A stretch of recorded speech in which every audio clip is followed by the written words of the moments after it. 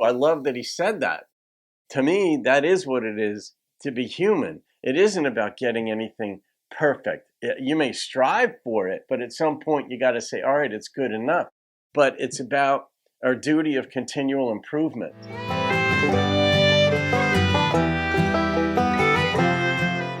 Hey guys, welcome to the channel. I'm back. This is Rockin' the Country. I'm doing a gift request today, and this is Marlene McKinney made a gift to the channel. Marlene, thank you for this. Marlene is in Kentucky, Estill County, Kentucky. She knows a lot of artists, but she knows music.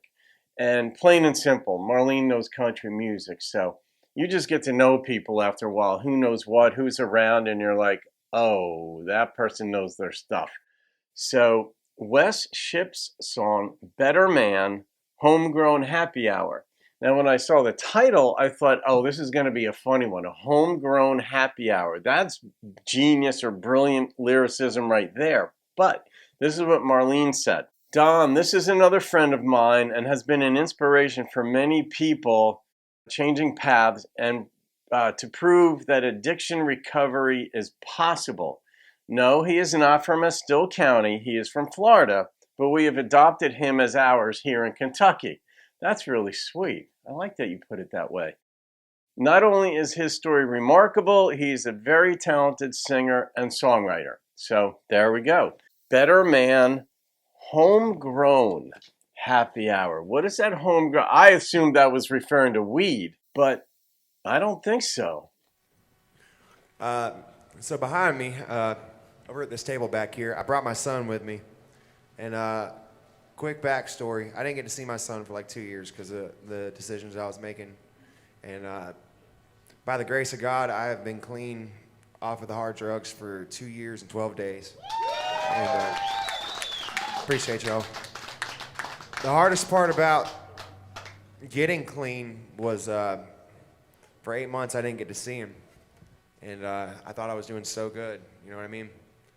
And then when I got to see him, I had to be reintroduced as his dad. Damn. And it was like, it wasn't nerve-wracking for him as much as it was for me. But he recognized me right off rip. I thought it was pretty cool. But the song's about that struggle. And we're putting this on the album we got coming out. Well, that's awesome. The song's called Better Man.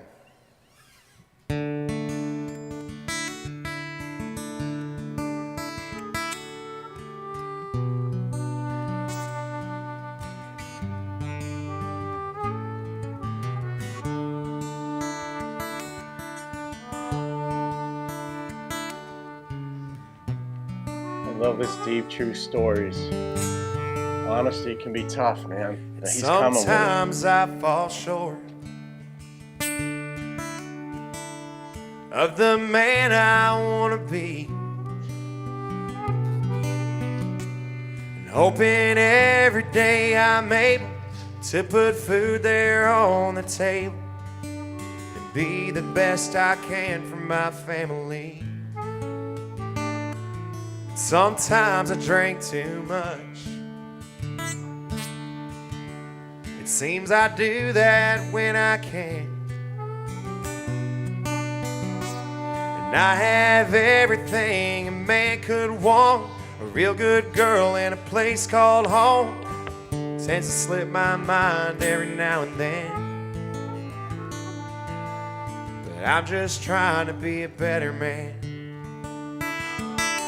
That's life, man. It ain't about getting it right. All the ghosts of my past, they just seem to follow me. No matter where I go, I'm damn near 2 years down the road, and I'm still stuck with all these memories. But nowadays I'm on time. I try to do the best I can, and I never miss a night of work. I pour my heart out till it hurts. Sold out shows or empty bars again. But I'm just trying to be a better man.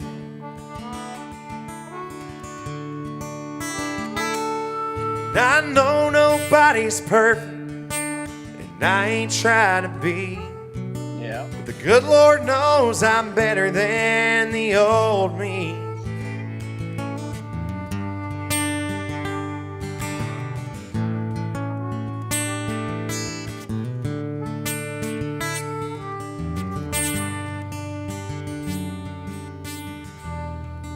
Harmonica's a nice touch.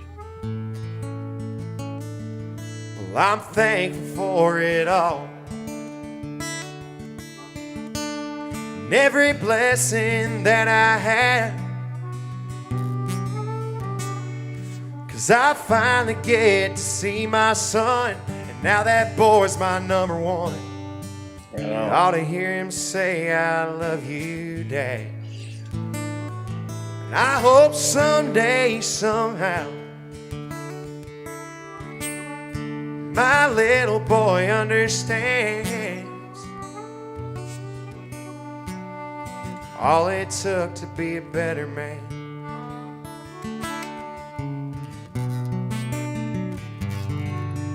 Figure some of it out.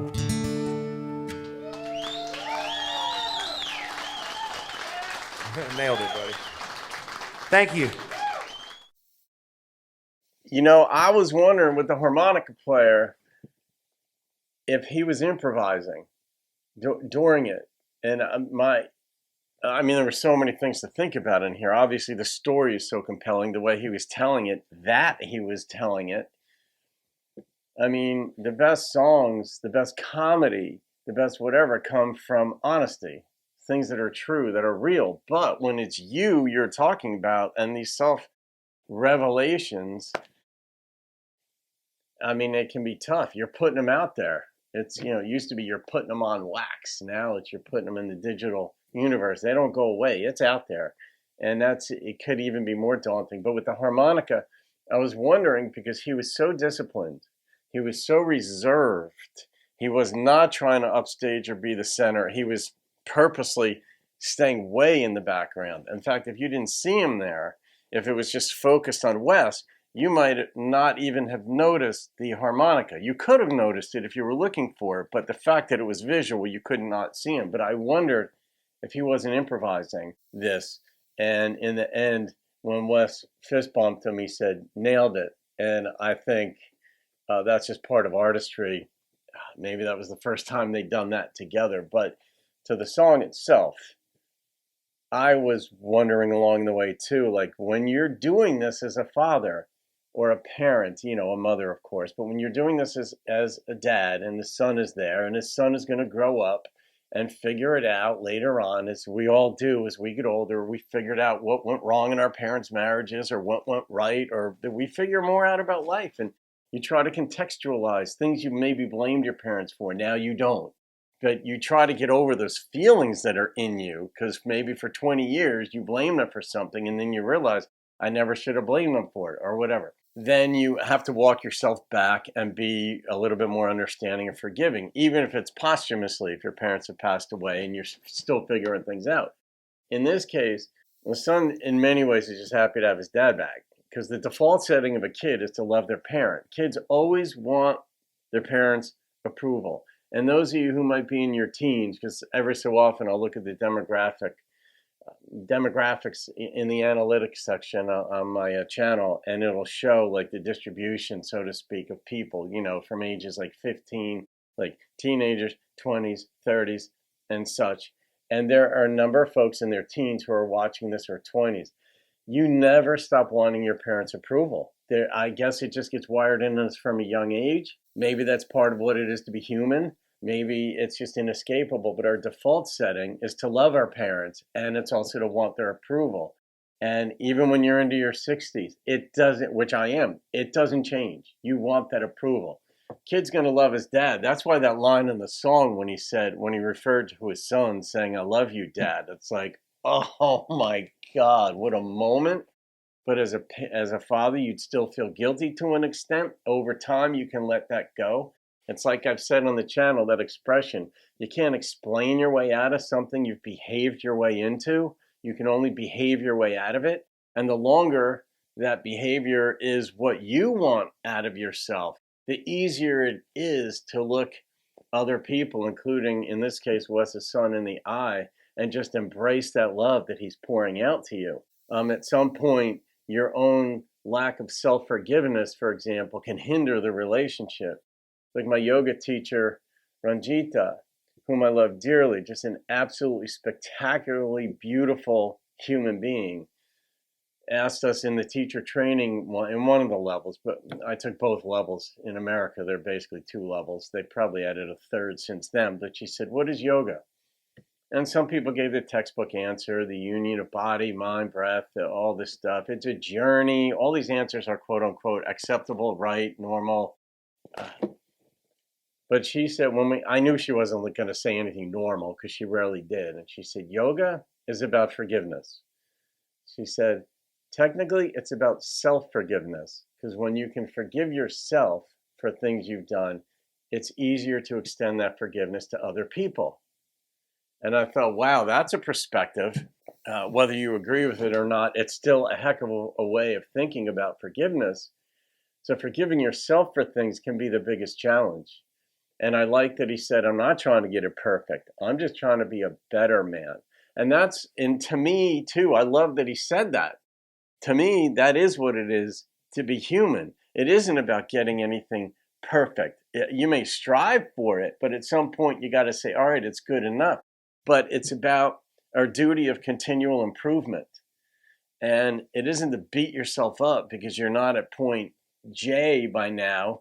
You're still back at point E. If you started at point A and now you're at B, good. You may want to get to point S or whatever it is, but you just work at it. That's all you can do. And that's what we refer to as heart. That's my desire to be a better person. I don't want to hurt anybody. I don't want to hurt myself. Marlene, good, fine. You were right. I love the way he sings. I love the way he stayed in the pocket. He didn't oversell anything. He didn't indict himself. He didn't wallow in it. He put it out there. Here it is. I don't know how many times Wes had performed that before, but nonetheless, he came with it. As the proverbial, you could hear a pin drop. It was really quiet in there, and it should have been. I mean, when somebody says, standing behind me is my son, and here's my story, respect demands you listen. But the song itself clearly, produced that effect in the crowd. So I'm not rating that. I mean, that would just be sacrilege to me to rate a song like this. So, woo, Marlene, you did it again.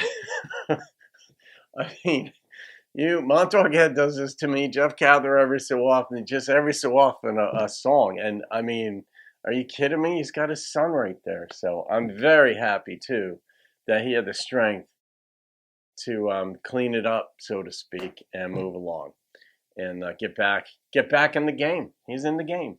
All right, guys, there you go. Have a great day. I'll see you on another video and keep rocking the country.